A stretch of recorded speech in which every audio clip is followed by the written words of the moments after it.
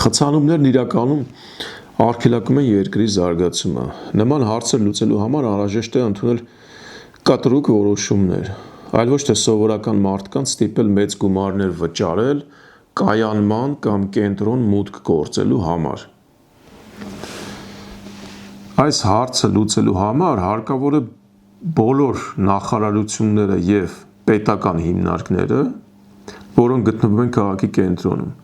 դուրս բերել քաղաքի տարածքից և տեղակայել որևէ մայրուղու երկայնքով։ Օրինակ Երևան-Սերվան ճանապարհի մայրուղու երկայնքով, ասենք Երևանից 5 կիլոմետր հեռավորության վրա։ Ժամանակին մոտ 15-20 տարի առաջ պետք էր արգելել ցանկացած շինարարություն քաղաքի կենտրոնում, ցանկացած նոր շենք, բայց քանի որ դա հիմա չի արվել, շենքերի բնակիչներին հո չես հանելու տանես քաղաքից դուրս։ Միակ ճանապարհը,